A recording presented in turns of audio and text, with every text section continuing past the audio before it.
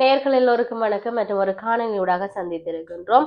பிள்ளையான் சுரேஷ் சாலோவிற்கு வைக்கப்பட்ட இலக்கு கைதான பின்னணியில் இருக்கக்கூடிய சதிகள் சார்ந்து புதிய கம்மன்பில பகிரங்கமாக சொல்லி இருக்கின்றார். பிள்ளையானுடைய கைதுக்கு பின்னால் இருக்கக்கூடிய பல நகர்வுகள் சார்ந்து புதிய கம்மன்பில ஆரம்பத்தில இருந்து சுட்டி காட்டி வருவதை நாங்கள் அவதானிக்க கூடியதாக இருக்கிறோம். அந்த வகையில விடுதலை புலிகளுக்கு ஆதரவான பிரிவினைவாத சக்திகளை திருப்திப்படுத்துவதற்காகவோ சுரேஷ் சாலோ கைது செய்யப்பட்டதாக விபத்துருக்கல் உரிமைய கட்சியினுடைய தலைவர் உதயகமன்பில சொல்லி இருக்கின்றார்.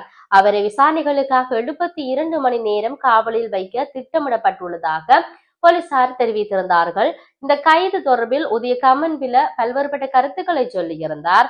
விடுதலை புலிகளின் பயங்கரவாதத்தை தோற்கடிப்பதில் சுரேஷ் சாலோ தீர்க்கமான பங்கை கொண்டிருந்தார் என்ற விடயம் இங்கு சொல்லப்பட்டிருக்கின்றது. சுரேஷ் சாலோ கைது 2023ஆம் ஆண்டு சேனல் 4 ஈஸ்டர் ஞாயிறு தாக்குதல்களின் மூளையாக செயல்பட்டதாக ஒரு கதையை உருவாக்கியது. அந்த கதை சுரேஷ் சாலோவை பழி வாங்குவதற்காக புனையப்பட்டது என்ற விடயம் சொல்லப்பட்டது. தற்போதைய அரசாங்கம் அந்த அக்கதையை பயன்படுத்தி ஆட்சிக்கு வந்தது.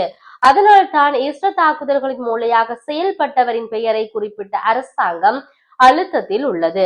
நாடாளுமன்ற பொது தேர்தலுக்கு முன்பு பிள்ளையானையும் சுரேஷ் சாலுவையும் கைது செய்ய திட்டமிடப்பட்டது. இருப்பினும் ஜனாதிபதி ரணில் விக்ரமசிங்கவினால் நியமிக்கப்பட்ட ஓய்வு பெற்ற உயர் நீதிமன்ற நீதிபதி AM இமாமின் குழு அறிக்கை வெளிவந்த போது இந்த கட்டப்பட்ட கதை பொய் என்பது தெரிய வந்தது. தற்போதைய ஜனாதிபதி அனுரகுமார் திசாநாயக்கவின் இந்த அறிக்கையை மறைத்து வைத்திருந்த போது அதை பகிரங்கப்படுத்தியவர் நான் தான். பின்னர் இதை தடுத்து கைது தடுக்கப்பட்டது என்ற விடயத்தை சொல்லி இருந்தார்.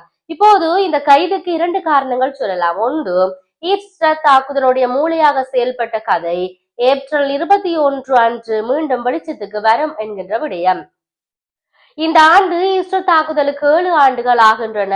ஈஸ்டர் தாக்குதல் இடம்பெற்று பிள்ளையான் கடந்த ஆண்டு ஏப்ரல் மாதம் கைது செய்யப்பட்டார். இந்த ஆண்டு ஏப்ரல் மாதம் சுரேஷ் சாலோவை கைது செய்ய திட்டமிடப்பட்டது. ஆனால் அது விரைவாக நடந்தது. நிலக்கரி ஊழல் தொடர்பாக அரசாங்கத்தின் மீது சுமத்தப்பட்ட குற்றச்சாட்டுகள்ல இருந்து பொதுமக்களின் கவனத்தை திசை திருப்ப இந்த நேரத்தில் சுரேஷ் சாலோ கைது செய்யப்பட்டார் என்ற விடயம் சொல்லப்படுகின்றது. ஒரு அப்பாவி ஒரு மூளையாக குற்றம் சாட்டி தண்டிக்க முயன்றால் எதிர்கட்சி ஜனநாயகத்துக்காக குரல் கொடுக்கும் ஒருவரை மூளையாக சித்தரிப்பதன் மூலம் இந்த மூளையாக செயல்படும் செயலை அரசாங்கம் முடிவுக்கு கொண்டு வர நாங்கள் அனுமதிக்க மாட்டோம் என்ற விடயத்தை உதயகமன்பில சொல்லி இருக்கிறார். முன்னாள் அரச புலனாய்வு பிரிவு பணிப்பாளர் சுரேஷ் சாலோ இன்று குற்றப்புலனாய்வு திணைக்களத்தினரால் கைது செய்யப்பட்டிருந்தார். இதற்கிடையில் அவரது கைது நடவடிக்கை தொடர்பாக பல்வேறு தகவல்கள் வெளியிடப்பட்டு வருகின்றன என்ற விடயத்தை நாங்கள் சொல்லக்கூடியதாக இருக்கிறது.